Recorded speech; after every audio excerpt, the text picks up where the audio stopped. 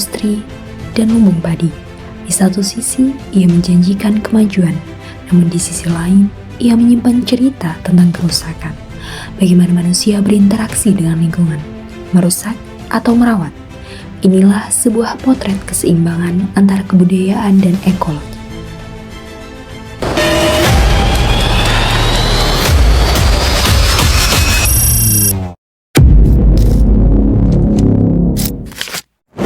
Kita mulai dari sisi yang paling memprihatinkan. Di banyak sudut kota, sungai dan saluran air bukan lagi sumber kehidupan, melainkan tempat pembuangan akhir. Sampah rumah tangga menumpuk, menyebabkan pendangkalan dan pencemaran serius.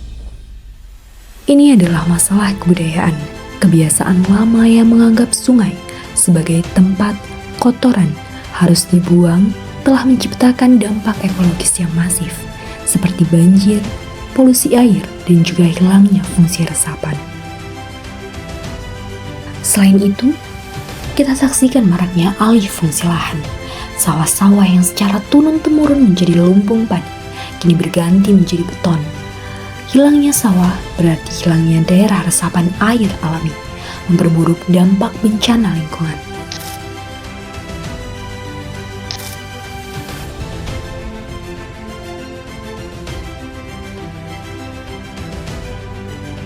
Di tengah himpitan masalah ini, Karawang juga menyimpan sebuah oase. Bukti bahwa upaya konservasi sekecil apapun dapat menciptakan adanya perubahan besar.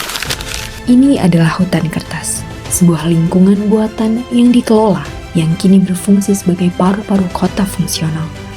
Lahan industri ini telah berubah, menyediakan jasa lingkungan yang vital, menyerap polusi dan juga penurunan suhu udara. Secara budaya, hutan kertas telah mengubah kebiasaan rekreasi warga Karawang. Ia menjadi ruang interaksi sosial, tempat melepas penat dan membangkitkan kesadaran kolektif. Tentu dan pasti, tantangannya ada sebagai hutan monokultur. Satu jenis pohon, ia rentan secara ekosistem. Namun, pengelolaan yang baik membuktikan bahwa upaya konservasi lahan adalah hal yang mungkin terjadi. Sebelumnya saya mau kenalkan diri, nama saya Fikri Faujan. Saya di sini mungkin lebih ke staffnya, staff dari hutan kertasnya. Mungkin lebih ke tetap melestarikan keadaan di lingkungan hutan kertas ini ya. Maksudnya nggak ada banyak perubahan yang kita rubah, hanya sekedar bangunan dan di sini pun bisa dilihat semuanya outdoor. Jadi nggak ada banyak perubahan yang mungkin menyebabkan beberapa hal yang berbeda dari hasil dari ya di hutan kertas inilah gitu ya, lingkungannya gitu. Nggak terlalu banyak perubahan lingkungan mungkin ya gitu.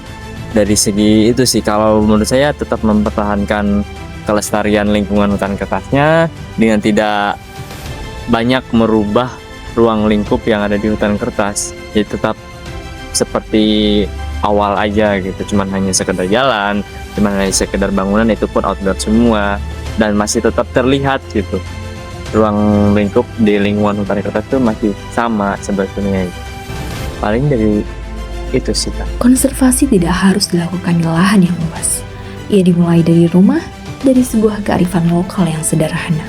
Ini adalah pengelolaan lingkungan skala mikro. Mereka memanfaatkan lahan sempit, mengolah limbah rumah tangga menjadi pupuk, dan mengurangi jejak karbon pribadi. Dampak ekologisnya nyata, dari sungai yang rusak hingga hutan kertas yang asri. Video ini menunjukkan bahwa lingkungan dan juga kebudayaan adalah dua sisi mata uang. Kerusakan berawal dari perilaku dan solusi berakar pada kesadaran kolektif.